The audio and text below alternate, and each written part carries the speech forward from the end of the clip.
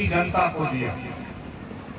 कल तक रानी के पेट से राजा पैदा होता था, लेकिन धन्य है बाबा साहब डॉक्टर अम्बेडकर जी, जिन्होंने रानी के पेट का ऑपरेशन कर दिया और कहा कि अब रानी के पेट से नहीं, अब बैलेट बॉक्स से राजा पैदा होगा। ये बाबा साहब डॉक्टर अम्बेडकर जी ने व्यवस्था दी। उसी व्यवस्था को लेकर आज सभी दल के लोग आपके बीच में अपनी अपनी बात सुनाकर आपका कीमती वोट जो बाबा साहब डॉक्टर अम्बेडकर जी ने आपको वोट का पावर दिया है, इस वोट को पाने के लिए जगह जगह माइक मंच लगा करके आपको भाषण सुना रहे हैं, आपको समझा रहे हैं। ये काम सन 52 से हो रहा है, ये काम सन 52 से हो रहा है।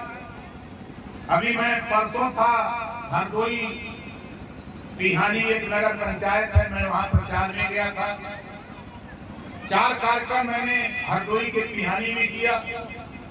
कल मैं था मैनपुरी करहल, वहां भी हमने 3 सभा किया।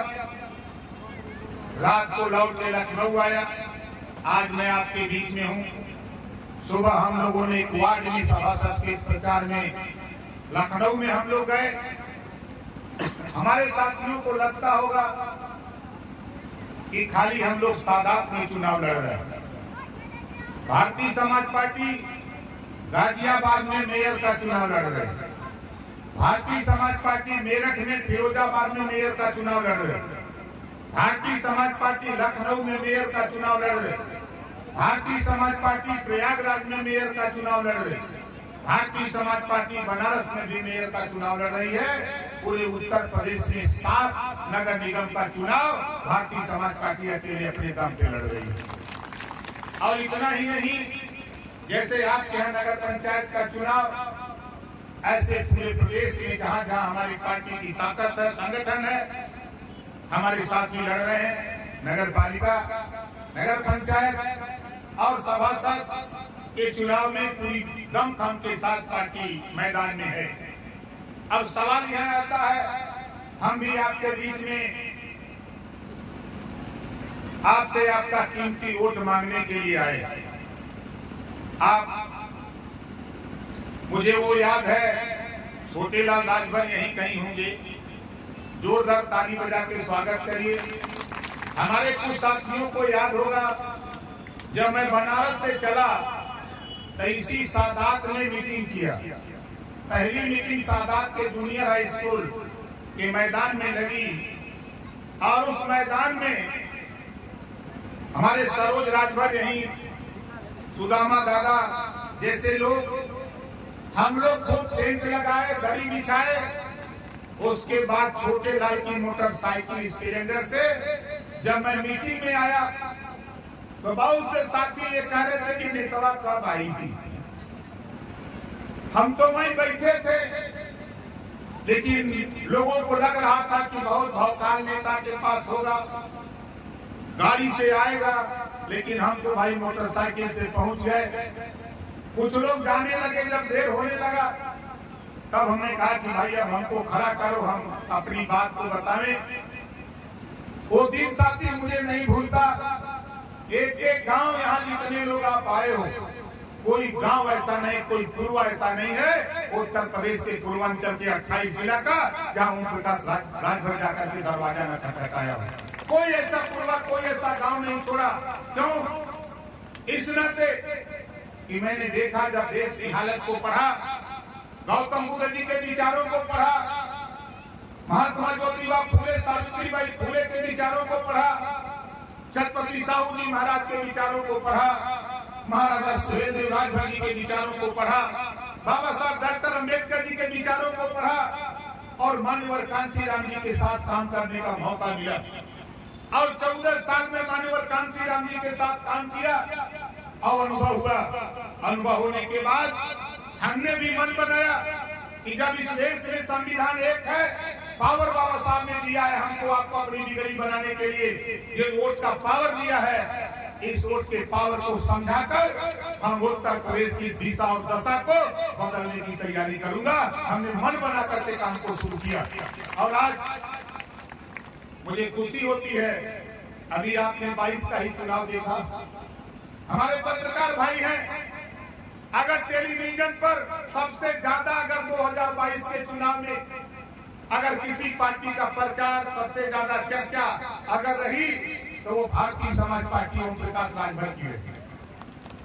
और आज सोच लो साथी, मोटरसाइकिल से चलकर हमने कभी ये नहीं सोचा कि मुझे हवाई जहाज मिले। ऑटो रिक्शा से चल के, बस से चल के, ट्रेन से चल के, ये हमारे सुदामा दादा जी बैठे हैं। हम लोग जब मऊ रेलवे स्टेशन पर उतरते थे, लगेज पर सोते थे, 2 आदमी जागते थे, 2 आदमी सोते थे कि कहीं कोई चोर हम लोगों का झोला झपटा लेके भाग न जाए। वो दिन भी हम लोगों ने झेला है साथी।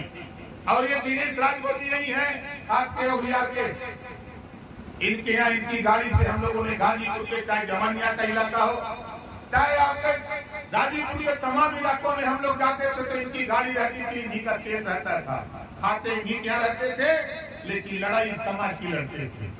लड़ाई हम लोग समाज की लड़ते थे। आज ओम प्रकाश राजभर ने वो ताकत पैदा किया कि देश की भी सरकार 24 में बनने को है, देश की निगाह ओम प्रकाश राजभर की तरफ और भारतीय समाज पार्टी की तरफ आ गई है। बोलो सही कह रहा हूँ, गलत कह रहा हूँ?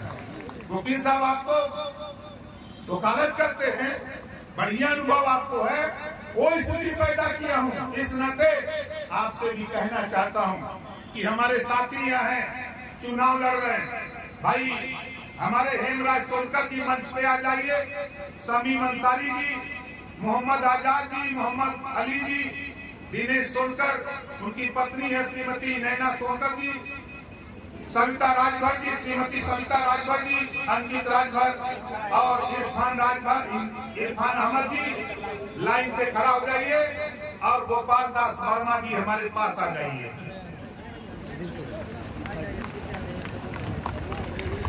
जोरदार ताली बजा करके आप लोग स्वागत करिए। ताली में दम नहीं दिखाई दे रही है। आप देखिए, हम आपसे वोट मांग रहे हैं। हमारी बात अगर सही होगी तो वोट देना साथियों, मेरी बात अगर सही हो तब तो वोट देना, मेरी बात गलत हो तो वोट मत देना। चैलेंज करता हूँ, राष्ट्रपिता महात्मा गांधी जी, राष्ट्रपिता महात्मा गांधी जी जब ये देश अंग्रेजों से गुलाम था तो बताओ गांधी जी ने क्या उठाया था? गांधी जी के हाथ में क्या थी? जोर से बोलो, छड़ी। और हमारे नेताओं के हाथ में क्या है? समझ में आ रहा है ना? हमारे नेता के हाथ में क्या है? छड़ी। और सबका खटिया हो जाए। अब देख लो, हम नहीं कुछ कहते, लेकिन बाबा साहब डॉक्टर अंबेडकर जी ने संविधान लिखा। देश एक है, संविधान एक है, प्रधानमंत्री एक, राष्ट्रपति एक। अब देश में 2 तरह की शिक्षा नीति। तेलंगाना एक भारत का एक प्रदेश है, 4 करोड़ आबादी, और 1972 से लेकर 2023 तक 500 केजी से लेकर पीजी तक। जो पढ़े लिखे साथी है वो तो समझते होंगे कि केजी से लेकर पीजी तक क्या होता है। जो नहीं पढ़ा लिखा वो नहीं समझेगा, उसको मैं समझा भी देता हूँ। तेलंगाना सरकार 2 लाख हर साल गरीब, कमजोर, जाति धर्म नहीं, अगर वो गरीब है, कमजोर है, बच्चा बेटा बेटी पढ़ नहीं पाता तो 2 लाख बच्चों को हर साल तेलंगाना सरकार निःशुल्क शिक्षा, छात्रावास निःशुल्क, भोजन निःशुल्क देकर 2 लाख बच्चों को डॉक्टर, मास्टर, इंजीनियर, कलेक्टर बनाने की शिक्षा तेलंगाना सरकार फ्री में दे रही है। तेलंगाना सरकार फ्री में दे रही है। तो बताओ, 25 करोड़ आबादी उत्तर प्रदेश की है, अगर तेलंगाना में ये व्यवस्था लागू है तो क्या उत्तर प्रदेश में यहाँ के गरीबों के बच्चों को निःशुल्क शिक्षा की व्यवस्था कराने के लिए भारतीय समाज पार्टी चुनावी जंग में मैदान में घूमती रहती है? आप बताओ, एक समान शिक्षा, जो पढ़ाई, जो पाठ्यक्रम, अमीर के बेटा वो पढ़ेगा कब से कंप्यूटर कॉन्वेंट में, गरीब का बेटा सरकारी स्कूल में कसे कबूतर कौआ।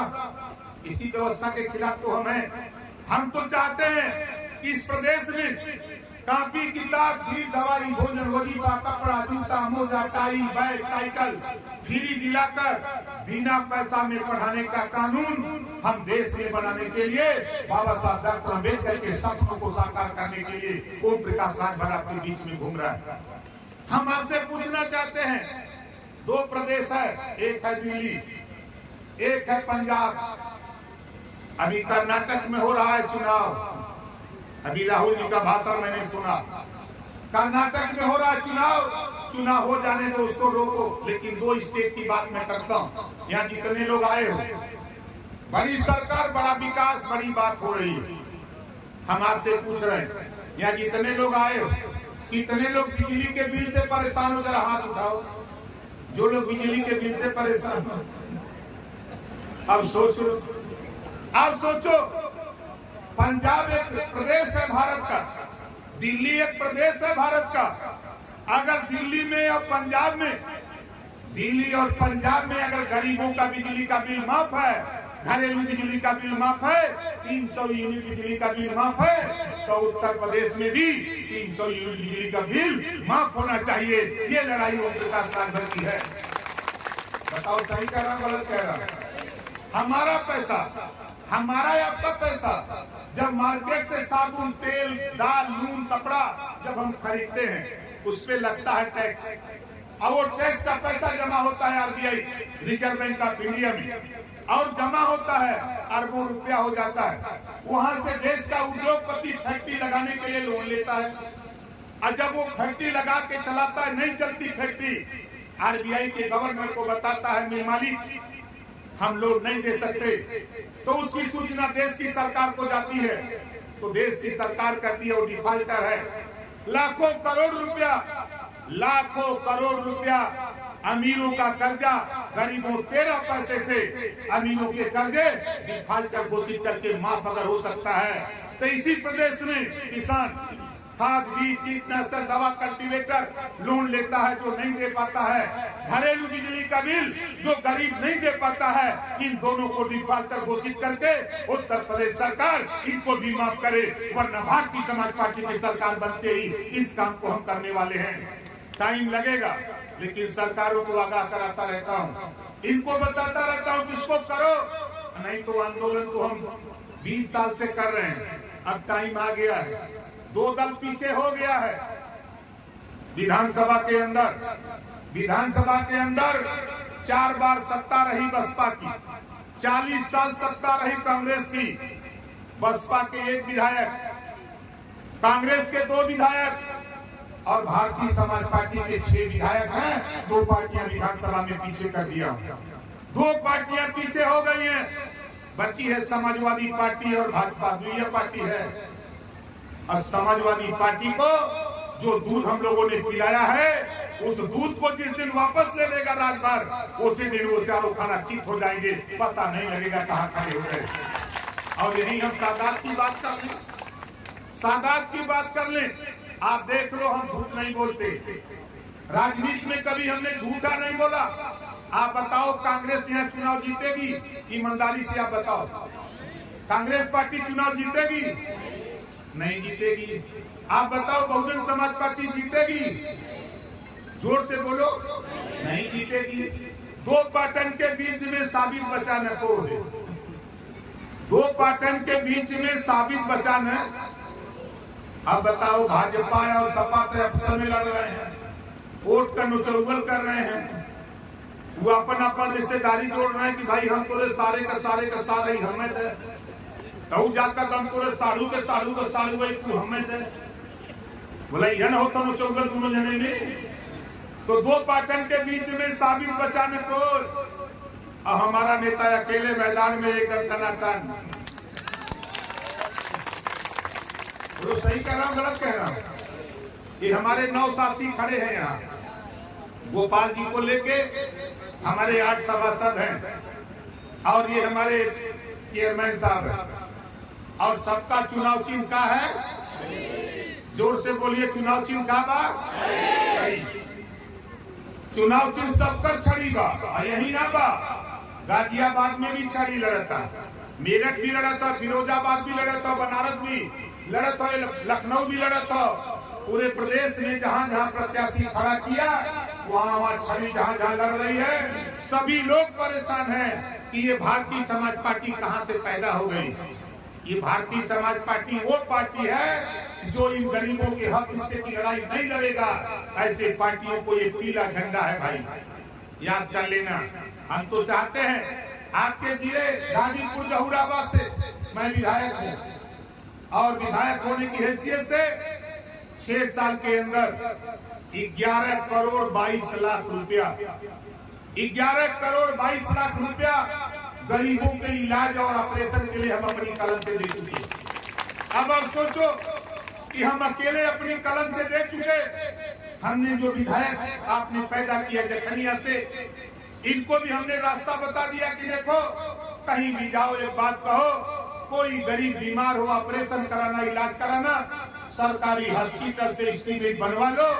आय प्रमाण पत्र सरकार ने नया आदेश कर दिया, आय प्रमाण पत्र आधार की फोटोकॉपी जो भी डॉक्टर लिख करके एस्टीमेट बना के दे देगा 10 लाख 15 लाख 20 लाख 5 लाख 2 लाख वो रुपया तेरे हॉस्पिटल पहुंचा देगा हमारा नेता और तेरा इलाज गरीब का फ्री हो जाएगा। ये व्यवस्था हम लोग करते हैं। बड़ी संख्या में हमारे विधायक जी माननीय बेदी राम जी ने भी पैसा देने का काम किया।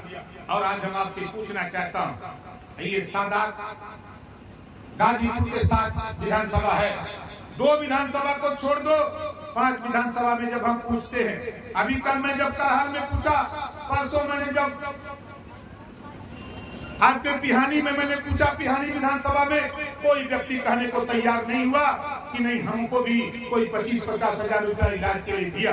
लेकिन कल मैं जब बोल रहा था करहाल में तो 2 लोग खड़े हो गए, कहे नेताजी आपकी दस्तखत से एक आदमी ने कहा 4 लाख रुपया मिला है, एक आदमी ने कहा 2 लाख रुपया नेताजी आपकी दस्तखत से इलाज के लिए मिला है। हम लोग नया जीवन पा करके आए हैं, आपके बीच में हम लोग सबूत हैं। करहाल में खड़ा होकर के कहा, मैंने वहाँ कम से कम जितने आप यहाँ लोग हो इसका 1.5 गुना ज्यादा लोग वहाँ थे।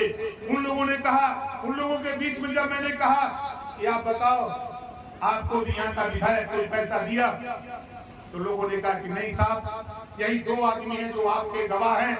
आपने कहा है, मैंने वहाँ भी कहा कि कोई भी व्यक्ति बीमार हो इलाज कराना हो एस्टीमेट बनवा के दो, और आने वाले दिनों में जिस दिन सरकार बनेगी उस दिन दावे के साथ कहता हूँ कानून बना करके मानूंगा। कोई गरीब किसी जाति धर्म का हो बीमार होगा ऑपरेशन कराना इलाज कराना जितना रुपया लगेगा उतना रुपया सरकार देगी और गरीब का इलाज फ्री में किया जाएगा। ये कानून उत्तर प्रदेश में बनाने की तैयारी हम कर रहे हैं। आज 20 साल से हम चिल्ला रहे हैं जातियों की गिनती हो जाए, लेकिन जब सरकार में लोग रहते हैं तो जातियों की गिनती नहीं आती, जातियों की गिनती कराने की बात याद नहीं आती। धन्य है बाबा साहब डॉक्टर अम्बेडकर, आजादी के पहले 1931 में जातिवाद जनगणना कराई। जब तक जातियों की गिनती नहीं होगी तब तक जातियों को शिक्षा के लिए बजट, स्वास्थ्य के लिए बजट, रोजगार के लिए बजट, नौकरियों में हिस्सा नहीं मिलेगा साथी।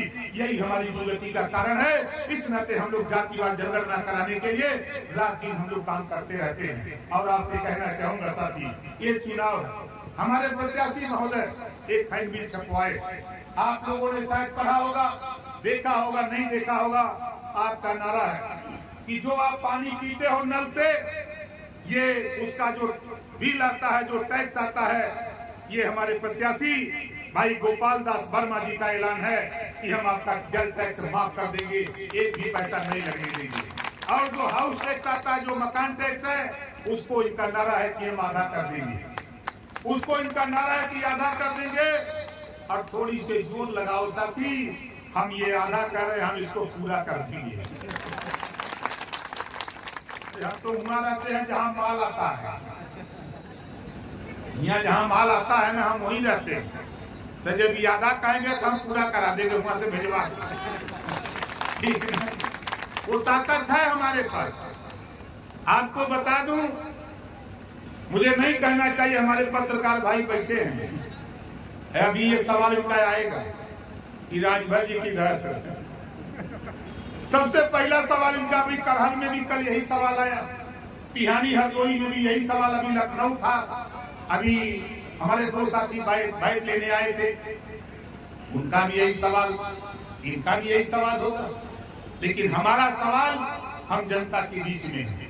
हम जनता के बीच में उनकी लड़ाई, रोटी, कपड़ा, मकान, शिक्षा, दवाई जब इनको दिला दूंगा तब उसके बाद इनको सेंसेक्स, विदेश नीति, कृषि नीति, उद्योग नीति तब इनको समझ में आएगी। अभी इनको रोटी, कपड़ा, मकान, शिक्षा, दवाई की जरूरत है। इसी बात को लेकर के आज जो चुनाव हो रहा है, धन्य है बाबा साहब डॉक्टर अम्बेडकर जी।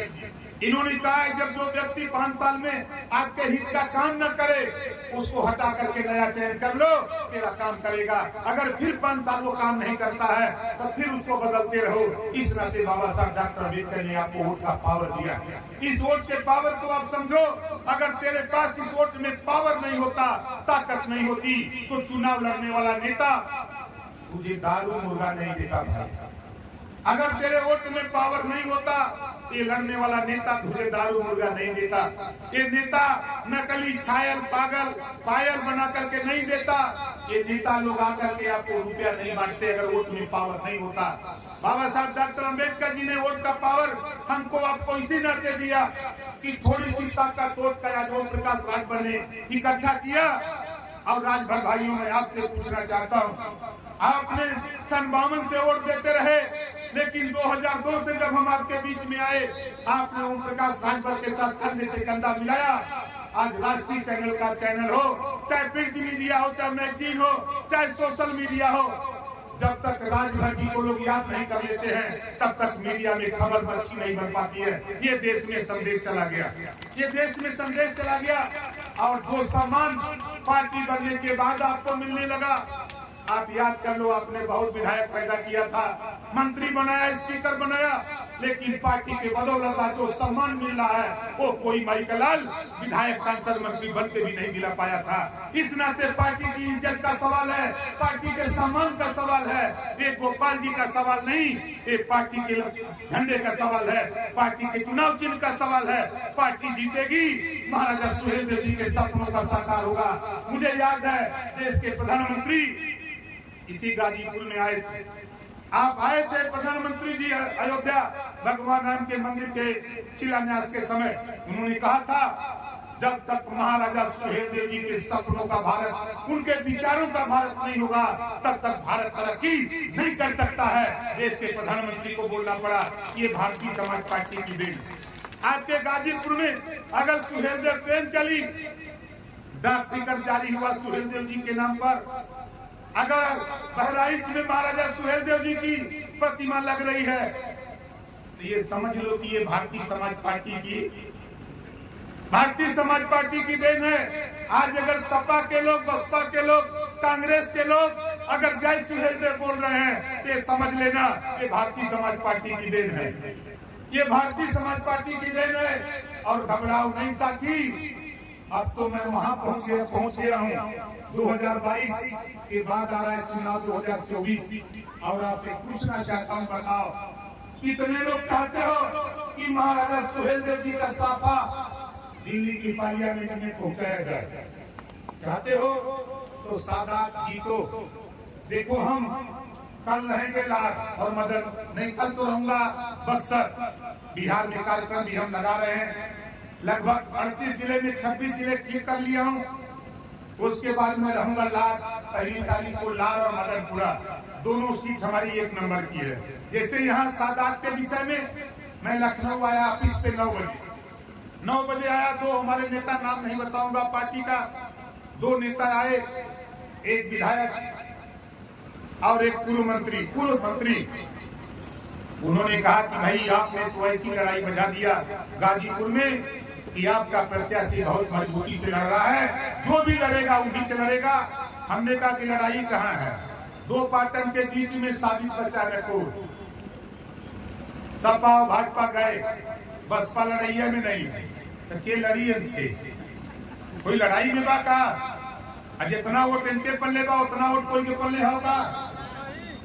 आप घबराओ नहीं, आप देखते जाइए। और आपसे कहूंगा, अगर कोई आपके माताओं बहनों, कोई आपके बीच में आके कहे कि हमको समर्थन दे दिया, हमारे जाने के बाद अफवाह फैलाएंगे कि ओम प्रकाश राजभर ने इनको वोट देने के लिए कह दिया, उनसे कह देना कि ओम प्रकाश राजभर छड़ी पर वोट देने के लिए कह के गया है। जिस दिन वोट पड़ेगा उस दिन भी लोग कहेंगे कि ओम प्रकाश राजभर को गोली मार दी गई। चिंता मत करना, जब तक ऊपर वाला चाहेगा तब तक नीचे किसी की औकात नहीं कोई गोली मार दे। आप चुपचाप मार के बूथ पर जाके वोट लेना, वोट दे करके लौट के आना, तब पूछना, तब फोन करना कि राजभर जिंदा है कि मर गया। ये सोच लो कि हम भूत बन के आए हैं, ये भी सोच लो। हमको कोई माई का लाल। आज देखो, आज गृह मंत्रालय ने इतनी सिक्योरिटी लगा दी है कि अच्छे अच्छे पहलवान परेशान। ये अखिलेश यादव ये नेता कल तक मोटरसाइकिल से चलने वाला व्यक्ति आज हवाई जहाज हेलीकॉप्टर से कहां से चलता है। ये पूरा देशवा जुगाड़ से चला है कि नहीं उनके साथ, पूरा देशवा जुगाड़ से चला। अब हम पूरा जुगाड़ लगौले है, अब पूरा जुगाड़ उस तरह का फिट किया साथी। आप घबराओ नहीं।